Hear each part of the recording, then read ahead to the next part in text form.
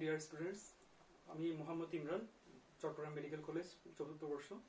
তোমরা ইতিমধ্যে আমার বন্ধু মেহেদি স্যারের অনেকগুলো ক্লাস, বায়োলজি কেমিস্ট্রি বিষয়ে অনেকগুলো ক্লাস তোমরা ইতিমধ্যে করেছো এবং এর মাধ্যমে তোমরা অনেক কিছু উপকৃত হয়েছো। এখন আমি বেসিক্যালি তোমাদের মেহেদি স্যারের অনুরোধে আমি তোমাদের, যেহেতু যাদের একাদশ দ্বাদশ শ্রেণীতে যারা আছো, যারা নিউ ফার্স্ট ইয়ার আছো, তাদের হয়তো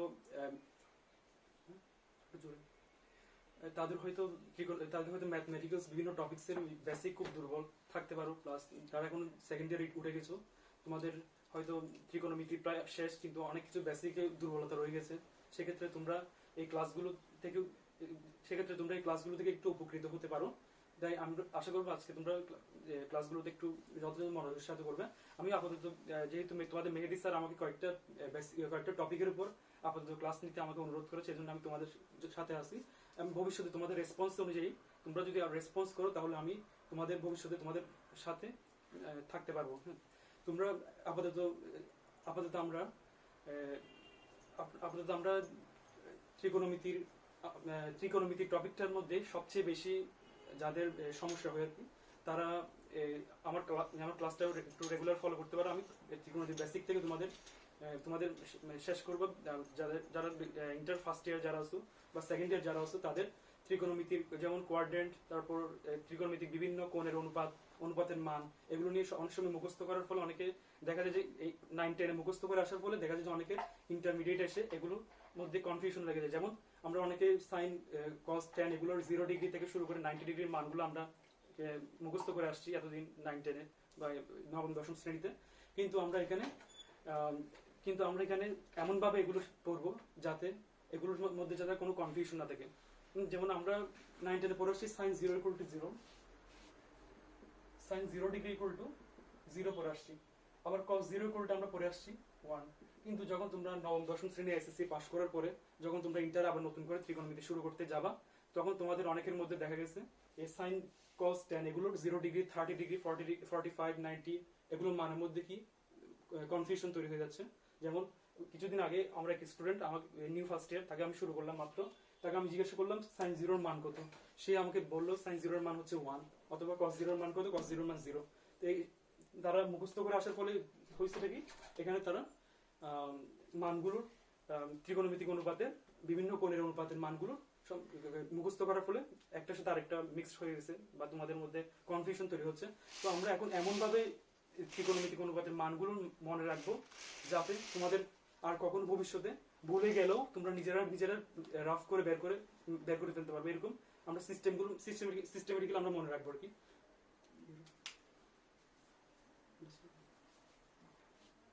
আচ্ছা, আজকে আমরা শুধু একটা টপিক নিয়ে আলোচনা করবো শুধু, যেহেতু আজকে সময় একটু কম।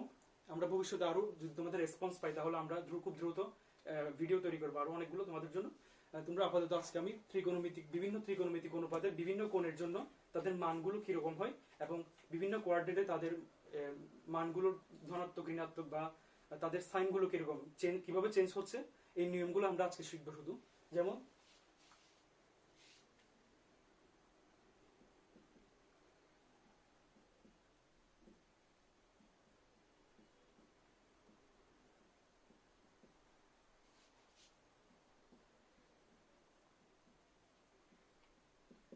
আমরা প্রথমে দেখবো 0 ডিগ্রি, 30 ডিগ্রি, 45, 90, 60 এবং 90 এই কোণগুলোর ত্রিকোণমিতিক অনুপাত বের করার পদ্ধতি। যদিও আমরা 360 বা আরো বড় কোণের ক্ষেত্রে আমরা আরো রুলস ফলো করি, কিন্তু আমরা আপাতত এই 0 ডিগ্রি থেকে 90 ডিগ্রির মধ্যে যে ত্রিকোণমিতিক অনুপাতগুলো আছে তাদের মানের মধ্যে যাতে কনফিউশন না হয়, আমরা সেভাবে আজকে ক্লাসটা নিব। আশা করি এটা তোমরা অনেক উপকৃত হবা। প্রথমে আসো, আমরা সবাই কোয়াড্রেন্ট সম্পর্কে কম বেশি সবাই জানি।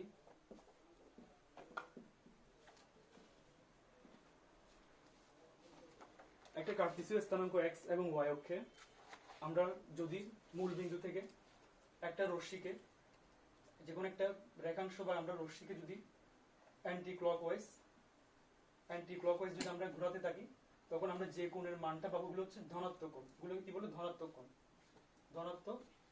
কোণ। যখন ওই রশ্মিকে আমরা যখন ক্লকওয়াইজ ঘোরাতে থাকবো তখন আমরা যে কোণ পাবো ওইটা হবে ঋণাত্মক কোণ। যেমন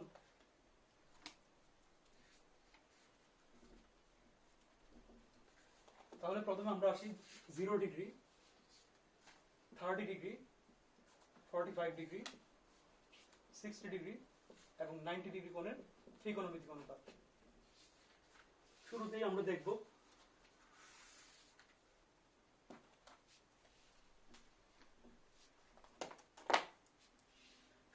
দেখব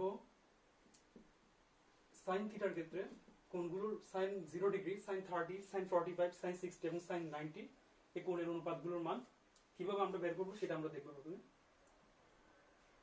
যেমন ধরো সাইন 0 ডিগ্রি গুলো আমরা এতদিন মুখস্থ করে আসছি, সাইন 0 সমান 0। কিন্তু কেন 0 এটা কি আমরা জানি? কেন 0 এটা আমরা কি জানি? দেখো আজকের পর থেকে তোমরা এটা আর কখনো কনফিউজড হবে না। যখন একটা কোণকে আমি যখন ক্লকওয়াইজ ঘোরালাম, এই জায়গায় আসলো, তখন যে একটা সমকোণী ত্রিভুজ পেলাম। আমরা জানি সাইন থিটা সমান লম্ব বাই অতিভুজ। এই যে একটু লম্বা হলে এটা অতিভুজ, এটা ভূমি, ভূমিতে আমরা x পরিমাণ ভূমি নিলাম, y পরিমাণ লম্ব, তাহলে তার অতিভুজ হবে √x² + y²। যখন থিটা যখন কমতে কমতে কমতে ধরো 10 ডিগ্রি বা 5 ডিগ্রি আসলো, 2 ডিগ্রি আসলো, 3 ডিগ্রি আসলো, যখন একদম 0 ডিগ্রি হয়ে গেল, তখন রশ্মিটা x অক্ষের সাথে মিলে যাবে। তখন রশ্মিটা কি হবে? তখন এই রশ্মিটা x অক্ষের সাথে মিলে যাবে। যখন থিটা 0 ডিগ্রি, এটা যখন 0 ডিগ্রি, তখন আমাদের যে রশ্মিটা এটা x অক্ষের সাথে মিলে যাবে। তখন এতক্ষণ ছিল এভাবে লম্ব অতিভুজ আমরা পেলাম। যখন রশ্মিটা কমতে কমতে যখন এভাবে x অক্ষের সাথে যখন লেগে যাবে, তখন আমরা লম্বের মান 0 পাবো। তখন আর লম্ব থাকবে না, ওই সমকোণী ত্রিভুজটাতে তখন আর কোনো লম্বই থাকবে না, যে লম্বের মান হবে তখন 0। তো আমরা জানি সাইন থিটা সমান, আমাদের সবার জানা আছে সাইন থিটা সমান লম্ব বাই অতিভুজ, লম্ব বাই অতিভুজ।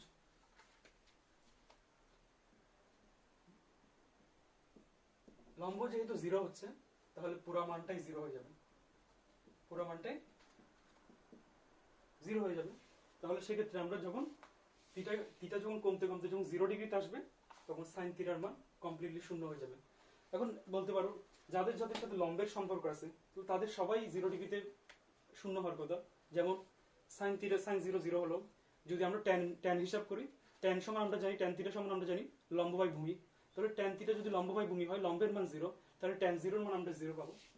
ট্যান 0 মান আমরা 0 পাবো, 0 ডিগ্রি সমান আমরা 0 পাবো, যেহেতু ট্যান থিটা সমান লম্ব বাই ভূমি, লম্ব বাই ভূমি।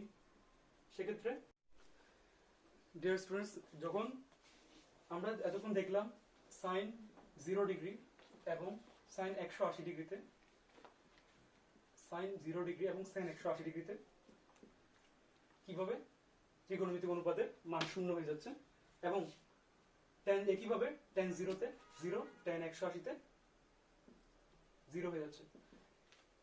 ডিয়ার স্টুডেন্টস, দেখো একইভাবে যখন কোণটা যখন ঘুরতে ঘুরতে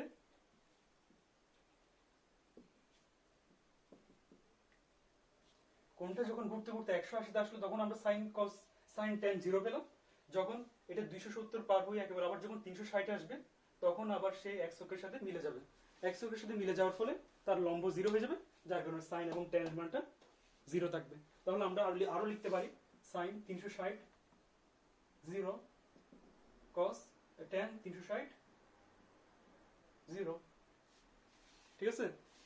যদি কোণটা যদি আমি আরো বাড়াতে যদি আমি 720 নিয়ে আসি, সেক্ষেত্রে আবার x অক্ষের সাথে মিলে যায়, সেক্ষেত্রে আবার সাইন ট্যান এর মান 0 হয়ে যায়। তাহলে এখান থেকে আমরা বলতে পারবো, এখান থেকে আমরা যদি প্রথম রুলসটা আমরা কি লিখবো, দেখুন রুলস 1। তাহলে রুলস 1 কি হবে?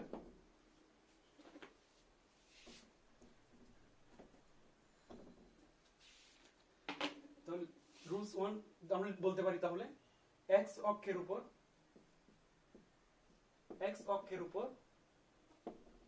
সাইন এবং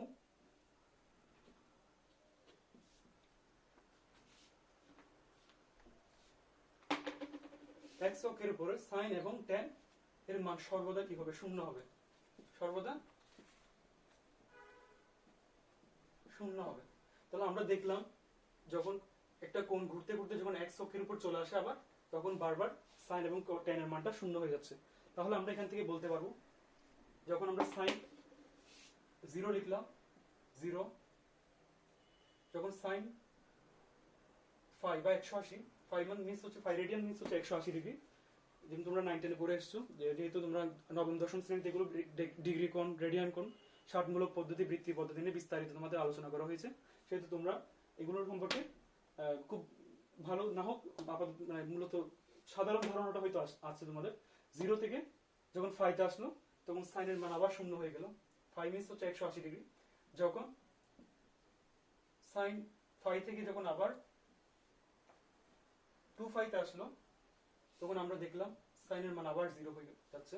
একইভাবে আমরা বলতে পারবো সাইন 350, একইভাবে বলতে পারবো সাইন 450, অর্থাৎ 180 এর পূর্ণ সংখ্যক গুণিতক 5 এর পূর্ণ সংখ্যক গুণিতক যখন হচ্ছে 0 থেকে 5, 2, 5, 3, 5, 4, 5, তখন সাইনের মানটা আমরা 0 পাচ্ছি। একইভাবে আমরা tan এর ক্ষেত্রে সবগুলোর ক্ষেত্রে আমরা 0 পাবো। তাহলে আমরা বলতে পারবো সাইন 450, সাইন 550, সাইন 650 যেতে যেতে আমরা লিখতে পারবো, যদি আমরা সাধারণ আকারে লিখতে চাই তাহলে লিখতে পারবো sign n50, sign n50, n means যে কোনো স্বাভাবিক সংখ্যা 0 সহ যে কোনো স্বাভাবিক সংখ্যা 1, 2, 3, 4, 5, 6 এভাবে। তো একইভাবে আমরা বলতে পারবো tan 0 তে 0, tan 5 তে 0, tan 2, 5 তে 0, tan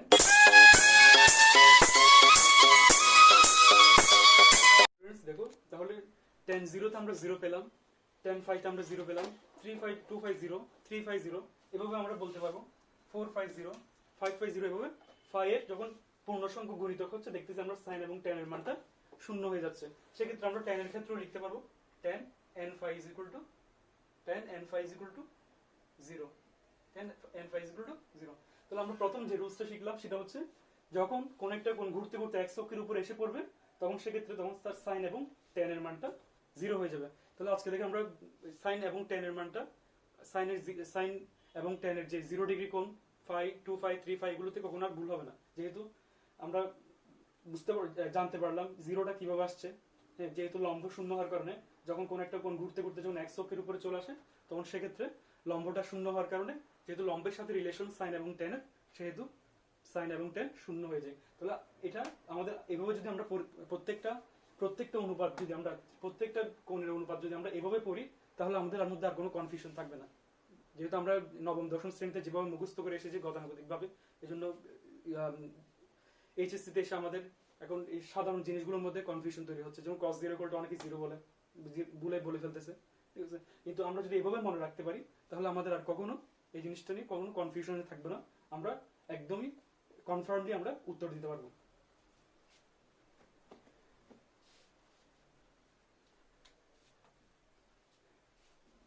এরপর আসি আমরা রুলস 2। দেখো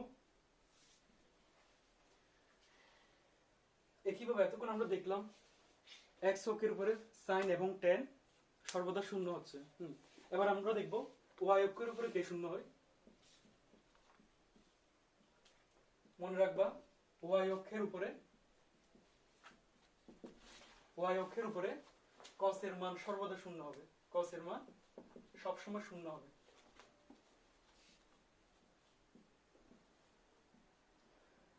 তো কিভাবে শূন্য হবে দেখি আমরা জানি cos মানে হচ্ছে ভূমি বাই অতিভুজ,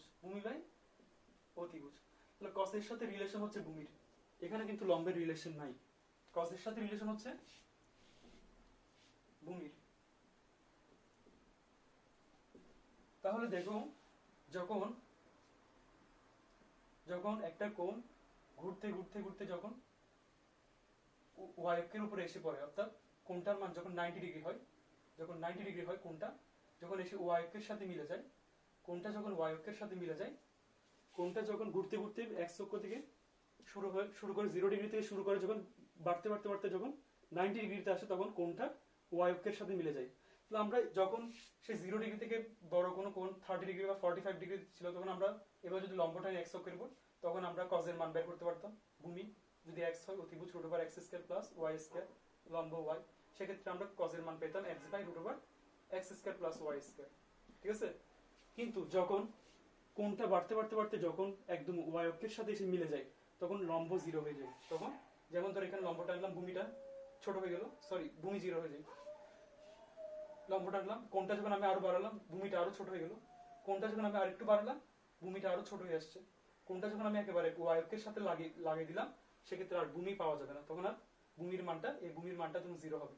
এই ভূমির মানটা তখন 0 হবে যখন কোণটা ঘুরতে ঘুরতে ঘুরতে ঘুরতে যখন ওয়াই অক্ষের উপরে গিয়ে পড়বে তখন আমরা এখানে কোণের মান 0 পাবো, আমরা এখানে ভূমির মানটা 0 পাবো।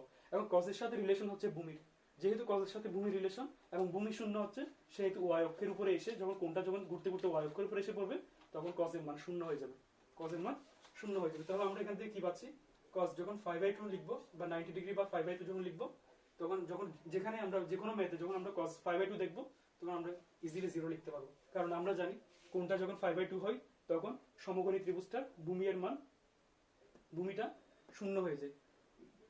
দেখো যখন এখানে ছিল ভূমি ছিল এটা x, যখন এখানে তখন ভূমিটা আরেকটু ছোট হলো, যখন এখানে ভূমিটা আরেকটু ছোট, এখানে আসার পর ভূমিটা আরেকটু ছোট, যখন এক ওয়াই অক্ষের সাথে লেগে গেছে তখন ভূমি আর পাওয়া যায় না, তখন 0 হয়ে যায়।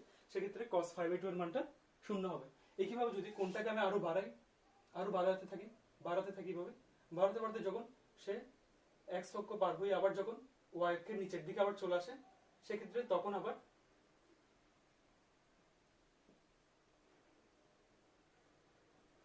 যখন ওয়াই অক্ষের সাথে আবার নিচের দিকে এসে যখন ওয়াই অক্ষের সাথে আবার লেগে যায়, ওয়াই অক্ষের সাথে যখন আবার লেগে যাবে তখন আমরা আবার ভূমির মান তখন পাবো না, ভূমির মান তখন আবার 0 পাবো। দেখো এটা যদি হয় 180 প্লাস 135 ডিগ্রি বা 180 প্লাস 45 ডিগ্রি 5 প্লাস 5/4 বা 180 প্লাস 45 ডিগ্রি, তখন আমরা ভূমির একটা মান পাচ্ছি -x। কেমন, যখন কোণটা আমি আরো বাড়ালাম তখন দেখলাম যে ভূমির মানটা আরেকটু ছোট হয়ে গেল, কোণটা আরো বাড়ালাম ভূমির মানটা আরেকটু ছোট হয়ে গেল, কোণটা যখন আরেকটু বাড়ালাম ভূমির মানটা আরো ছোট হয়ে গেল, যখন কোণটা আবার ওয়াই অক্ষের সাথে লেগে যাবে অর্থাৎ এই কোণটা হচ্ছে 270 ডিগ্রি, 270 বা 3π/2, যখন 3π/2 হচ্ছে তখন আবার ভূমির মান 0 হয়ে যাচ্ছে, ভূমি পাওয়া যাচ্ছে না। সেক্ষেত্রে আমরা বলতে পারবো cos 3π/2 0, cos 3π/2 0। অর্থাৎ আমরা তাহলে রুলস টুটা কি, যখন ওয়াই অক্ষের উপরে কোনো কোণ ঘুরতে ঘুরতে যখন ওয়াই অক্ষের উপরে এসে পড়বে তখন ওখানে কজের মানটা 0 হয়ে যাবে। কজের মান 0 হবে কেন, কারণ ওই সমকোণী ত্রিভুজ আমরা ভূমি 0, ভূমির কোনো মান পাবো না, ভূমি 0 পাবো। যেহেতু কজের সাথে ভূমির রিলেশন সেহেতু ওয়াই অক্ষের উপর যখন কোন একটা কোণ এসে পড়বে কজের মানটা 0 হয়ে যাবে, cos 5/2 0 হবে, cos 3π/2 0 হবে। একইভাবে cos যখন আমরা 5π/2 লিখবো অর্থাৎ 3π/2 4π/2 5π/2 যখন আসবে আবার ওয়াই অক্ষের উপরে যখন আসবে তখন আবার 0 হবে। একইভাবে আমরা লিখতে পারবো cos 7π/2 = 0, cos 7π/2 = 0।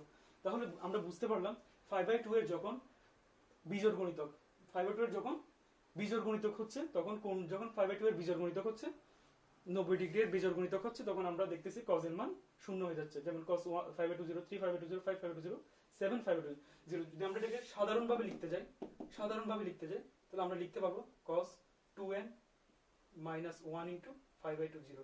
যেহেতু 2n - 1 2 হচ্ছে একটি বিজোড় সংখ্যা, তাহলে 5/2 এর যখন বিজোড় গণিতক হবে তখন cos এর মান অবশ্যই 0 হয়ে যাবে, cos এর মান অবশ্যই 0 হবে।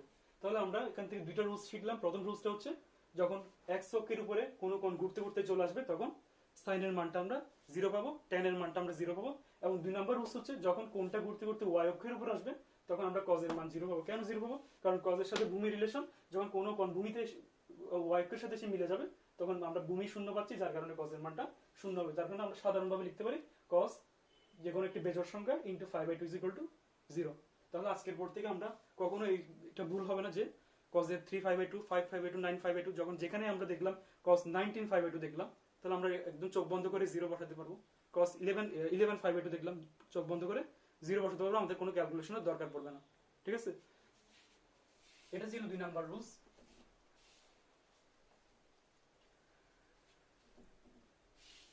এরপর আসি আমরা এতক্ষণ দেখলাম আমরা x অক্ষের উপরে sin এবং tan এর মান কি হয়। ডিয়ার স্টুডেন্টস খেয়াল করুন, রুলস নাম্বার 3, যখন কোনো কোণ ঘুরতে ঘুরতে যখন y অক্ষের ধনাত্মক দিকের সাথে মিলে যাবে, y অক্ষের ধনাত্মক দিকের সাথে মিলে যাবে তখন আমরা sin θ এর মানটা 1 পাবো। খেয়াল করো, আমরা জানি সাইন থিটা সমান লম্ব বাই অতিভুজ, লম্ব বাই অতিভুজ।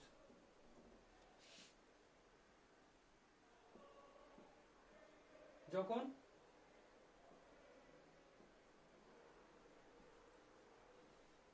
যখন কোণটা 0 ডিগ্রি থেকে বড় কিন্তু 90 ডিগ্রি থেকে ছোট ছিল, তখন আমরা সাইন থিটার মান পেতাম লম্ব বাই অতিভুজ, অর্থাৎ y by root over X square plus Y square. তাহলে লক্ষ্য করো এখানে কিন্তু মানটা অবশ্যই সাইন থিটার মানটা এই রেঞ্জের মধ্যে, সাইন থিটার মানটা অবশ্যই 0 ডিগ্রি থেকে 90 ডিগ্রি এই রেঞ্জের মধ্যে সাইন থিটার মানটা অবশ্যই 1 থেকে ছোট হতো। 0 ডিগ্রি থেকে 90 ডিগ্রি এই রেঞ্জের মধ্যে সাইন থিটার মানটা অবশ্যই 1 থেকে ছোট হবে। কেন 1 থেকে ছোট হবে? কারণ আমরা জানি একটা সমকোণী ত্রিভুজের অতিভুজ হচ্ছে সবচেয়ে বৃহত্তম বাহু। লম্ব এবং ভূমি কখনো অতিভুজের চেয়ে বড় হতে পারে না, অতিভুজের চেয়ে বড় হতে পারে না। তো আমরা সাইন জানি লম্ব বাই অতিভুজ, অর্থাৎ লম্ব এবং অতিভুজের রেশিও। তাহলে দেখা গেল এখানে যেহেতু লম্ব উপরে অতিভুজ হরে, অতিভুজ হচ্ছে সবচেয়ে বড় বাহু, সুতরাং লম্ব এবং অতিভুজের রেশিওটা অবশ্যই লেস দেন 1 হবে। সেক্ষেত্রে আমরা এই রেঞ্জের মধ্যে সাইন থিটার মানটা 1 থেকে ছোট পেতাম, অলওয়েজ 1 থেকে ছোট হতো। কিন্তু যখন কোণটা ঘুরতে ঘুরতে ঘুরতে ঘুরতে যখন এই যে 90 ডিগ্রিতে চলে আসলো, অর্থাৎ রশ্মিটা যখন অতিভুজটা যখন y অক্ষের সাথে মিলে গেল, তখন আমরা ভূমি 0 পেলাম, এজন্য cos 0। কিন্তু অতিভুজটা যখন y অক্ষের সাথে মিলে গেল, তখন লম্বটাও কিন্তু y অক্ষের সাথে মিলে যাবে, লম্বটাও y অক্ষের সাথে মিলে যাবে। দেখো এভাবে আস্তে আস্তে যখন অতিভুজটা যখন y অক্ষের সাথে মিলে যাবে, এই লম্বটা আস্তে আস্তে লম্বটা y অক্ষের সাথে মিলে যাবে, তখন লম্ব ইজ ইকুয়াল টু অতিভুজ হয়ে যাবে, লম্ব এবং অতিভুজ সমান হয়ে যাবে, লম্ব এবং অতিভুজ সমান হয়ে যাবে। তাহলে আমরা জানি সাইন থিটা সমান লম্ব বাই অতিভুজ, তো লম্ব আর অতিভুজ দুইটাই সমান, তো দুইটা সমান রাশির ভাগফল অবশ্যই 1 হবে, অবশ্যই 1 হবে। তাহলে আমরা আজকে পর থেকে আমাদের এটা কখনো আমাদের ভুল হবে না যে যেখানে আমরা সাইন 90 ডিগ্রি দেখবো বা সাইন 5/2 দেখবো, সেখানে আমরা খুব কিছু চিন্তা না করে আমরা 1 বসে দিতে পারবো। কেমন? তাহলে আমরা পেলাম এখান থেকে সাইন 5/2 এর মান 1, সাইন 5/2 এর মান 1। এখন যদি কোণটা যদি আমি আরো বাড়াই, বাড়তে বাড়তে যখন আবার x অক্ষের উপর যখন চলে আসবে, তখন তো সাইনের মান 0। কেন? কারণ লম্বের মান 0, সাইন 0।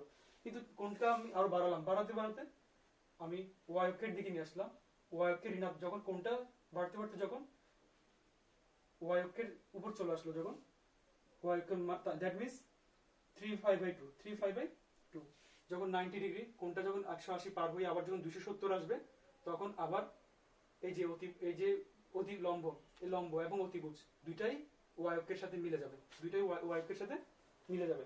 দুইটাই যেহেতু y অক্ষের সাথে মিলে যাবে, সেহেতু দুইটা মান সমান হবে, লম্ব এবং অতিভুজ, লম্ব ইজ ইকুয়াল টু অতিভুজ হবে। কিন্তু এখানে একটা বিষয়, সেটা হচ্ছে আমরা অলওয়েজ অতিভুজের মানটা কি জানি?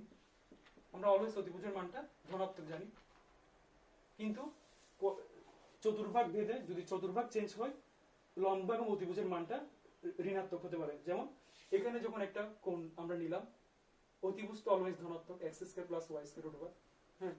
কিন্তু এখানে দেখা গেল এক্স এর মানটা মাইনাস। কেন মাইনাস? কারণ আমরা যখন এক্স অক্ষের বাম দিকে আসলে এক্স এর মান মাইনাস হয়, তাহলে এটা আমরা মাইনাস এক্স লিখতে পারবো। আবার যখন ওয়াই অক্ষের উপরের দিকে গেলে স্থানাঙ্ক মাইনাস হয়, ওয়াই অক্ষের নিচের দিকে ওয়াই অক্ষের উপরে গেলে স্থানাঙ্ক প্লাস হয়, ওয়াই অক্ষের নিচের দিকে গেলে স্থানাঙ্ক মাইনাস হয়। তাহলে এখানে আমরা পাচ্ছি প্লাস ওয়াই। যদি আমরা কোণটা এখানে নিতাম, তাহলে এখানে থার্ড কোয়াড্রেন্টে তৃতীয় চতুর্ভাগে যদি আমরা নিতাম, তাহলে তৃতীয় চতুর্ভাগে এক্স এর মান, ভূমির যেহেতু আমি এক্স অক্ষের ঋণাত্মক দিকে আসছি সেহেতু মাইনাস এক্স, আবার যেহেতু লম্ব ওয়াই অক্ষের ঋণাত্মক দিকে আসছি সেহেতু লম্বের দৈর্ঘ্য হবে মাইনাস ওয়াই। তাহলে এক্ষেত্রে আমরা লম্ব এবং ভূমি দুইটাই আমরা কি পাচ্ছি? মাইনাস পাচ্ছি। যখন কোণটা থার্ড কোয়াড্রেন্ট পার হয়ে ঘুরতে ঘুরতে যখন ওয়াই অক্ষের সাথে নেমে যাবে, তখন লম্ব এবং অতিভুজ সমান হবে, ঠিক হয়, কিন্তু লম্বের মানটা মাইনাস হবে, লম্বের মানটা কি হবে? মাইনাস হবে। তাহলে লম্ব যদি মাইনাস হয়, অতিভুজ তো অলওয়েজ প্লাস, লম্ব যদি মাইনাস হয় অতিভুজ অলওয়েজ প্লাস। তাহলে আমরা জানি লম্ব এবং অতিভুজের যে রেশিও, ওখানে লম্ব এবং অতিভুজ দুইটাই সমান, কিন্তু লম্বের আগে কি মাইনাস আছে,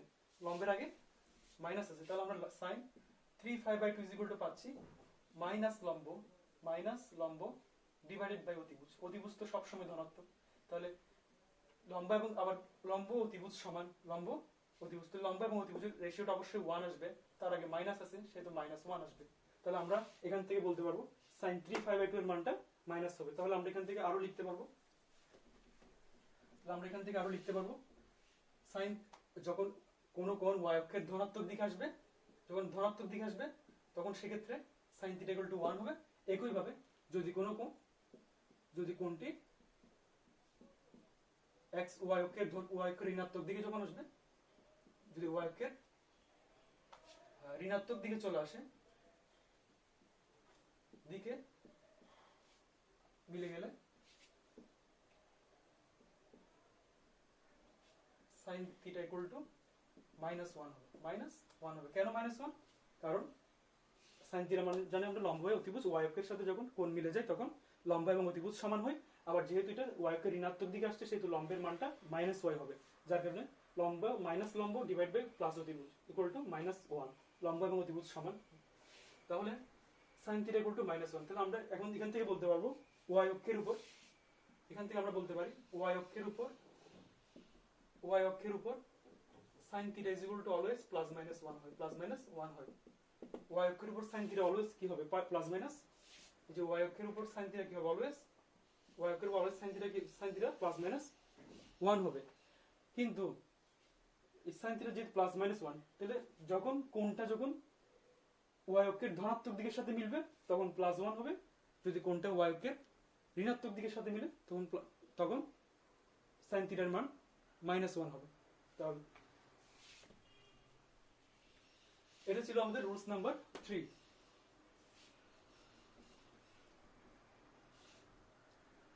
এবার আসি আমরা রুলস নাম্বার 4। একইভাবে আমরা এখন দেখলাম sin θ y অক্ষের উপর +1 হচ্ছে, -1 হচ্ছে, কিন্তু sin θ y অক্ষের উপর +1 -1 y অক্ষের উপর আবার আমরা cos θ 0 দেখালাম এর আগের রুলস 2 তে। তাহলে এবার আমরা x অক্ষের উপর আসি, আবার ফিরে আসি। x অক্ষের উপর আমি দেখালাম রুলস 1 এ দেখালাম sin θ এবং tan θ এর মান 0 হচ্ছে। কিভাবে হচ্ছে আমরা দেখালাম, লম্ব যেহেতু 0। এখন আমরা দেখব x অক্ষের উপর cos এর মান কি হবে, x অক্ষের উপরে cos এর মানটা কি হবে। আচ্ছা, আমরা এটা একটু সাধারণভাবে লিখি। রুলস 3 তে আমরা একটু বাদ চলে গেছে, আমরা একটু সাধারণভাবে লিখি।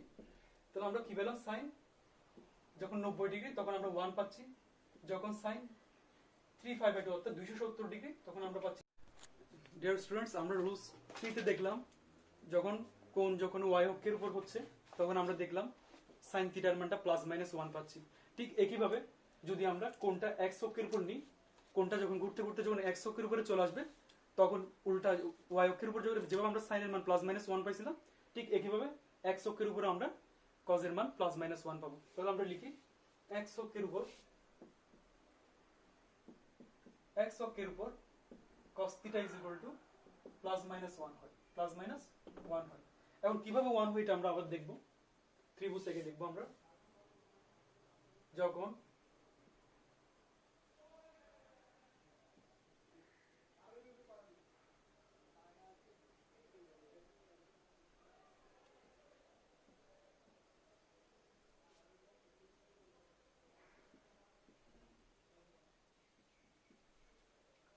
ডিয়ার স্টুডেন্টস দেখো, যখন কোণটা যখন 0 ডিগ্রি থেকে বড় ছিল তখন আমরা স্বাভাবিকভাবে cos θ এর মান ভূমি বাই অতিভুজ। কেমন, কোণটা আমরা কমাতে থাকলাম, যখন কমাতে যখন আমরা কোণটাকে একেবারে 0 ডিগ্রিতে নিয়ে আসবো তখন রশ্মিটা x অক্ষের সাথে লেগে যাবে।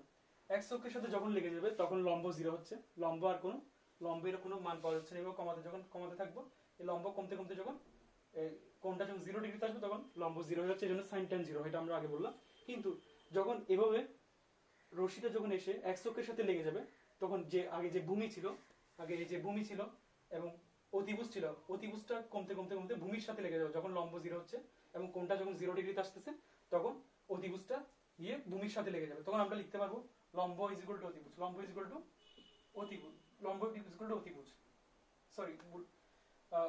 অতিভুজটা যখন কমতে যখন x অক্ষের থিটা যখন কমতে 0 ডিগ্রিতে আসবে তখন অতিভুজটা ভূমির সাথে লেগে যাবে। তাহলে আমরা বলতে পারবো ভূমি অতিভুজ, অর্থাৎ ভূমি এবং অতিভুজের মানটা সমান হবে। তাহলে আমরা cos θ সমান কি জানি, আমরা cos θ সমান জানি ভূমি বাই অতিভুজ।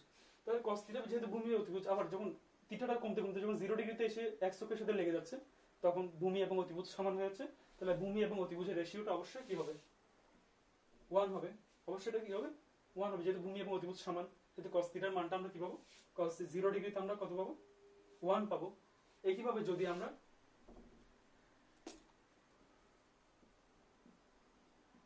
কোণটাকে যদি আমরা বাড়াতে অনেক বাড়িয়ে y অক্ষ পার হয়ে আমরা যখন আবার x অক্ষের ঋণাত্মক দিকে চলে আসবো, x অক্ষের যখন ঋণাত্মক দিকে চলে আসবো, তাহলে যখন x অক্ষের ঋণাত্মক দিকে আস্তে আস্তে যখন কোণটা আবার যখন 180 ডিগ্রিতে চলে আসবে, এটা 180 ডিগ্রি যখন কোণটা 180 ডিগ্রিতে চলে আসবে, তখন সেক্ষেত্রে আবার ভূমি অতিভুজের সাথে লেগে যাবে, অর্থাৎ ভূমি ইকুয়াল টু অতিভুজ হবে। কিন্তু এবার আমরা জানি x অক্ষের ঋণাত্মক দিক হচ্ছে বাম পাশটা, তাহলে কোন রশ্মি যখন x অক্ষের ঋণাত্মক দিকে আসবে তখন ওই যেখানে ওখানে আমরা যে সমকোণী ত্রিভুজটা পাবো ওটার ভূমির মান হবে মাইনাস, ভূমির মান হবে কি মাইনাস এক্স হবে, মাইনাস এক্স, অর্থাৎ যেহেতু এক্স এর মান অক্ষের কার্তেশীয় স্থানাঙ্ক এক্স এর মান বাম দিকে ঋণাত্মক হয়, সেক্ষেত্রে যখন অতিভুজটা যখন ভূমির সাথে লেগে যাবে তখন সেক্ষেত্রে আমরা ভূমি সমান অতিভুজ ঠিকই পাবো আগের মতো, কিন্তু অতিভুজটা ভূমিটা ঋণাত্মক পাবো, আমরা ভূমিটা কি পাবো?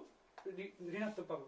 তখন সেক্ষেত্রে আমরা cos 180 ডিগ্রি বা cos phi এর মান আমরা লিখতে পারবো মাইনাস ভূমি ডিভাইডেড বাই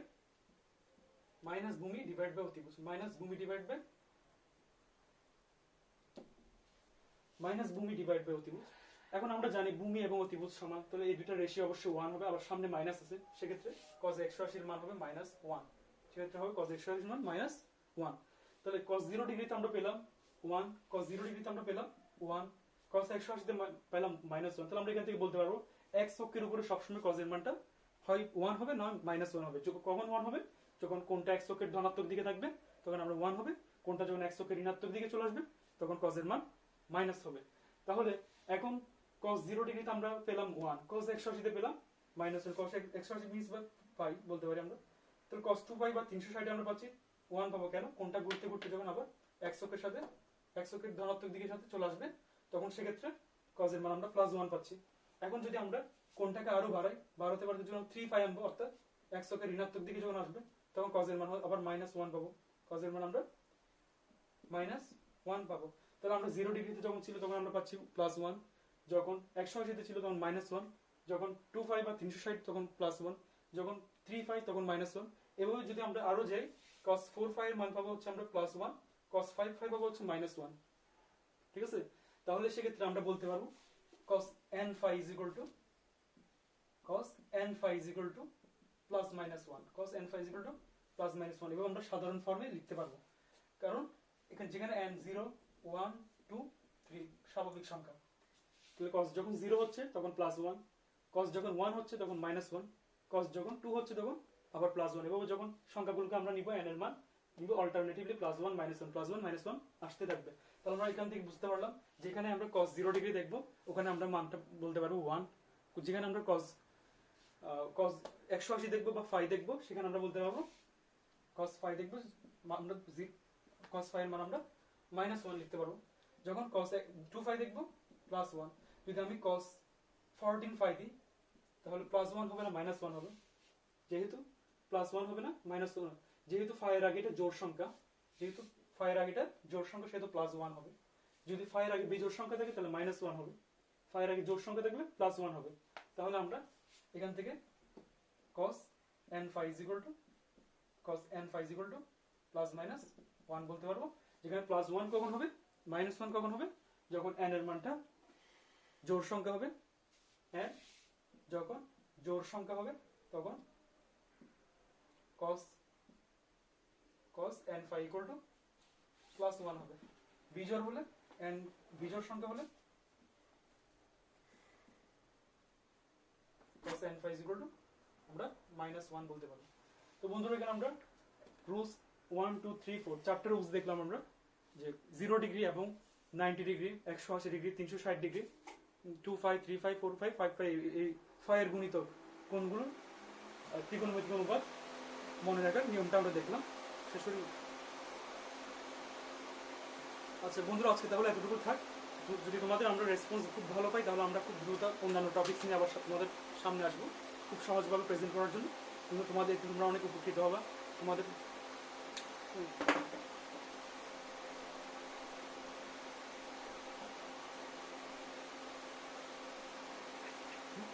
বন্ধুরা তাহলে আজকে এতটুকুই থাক।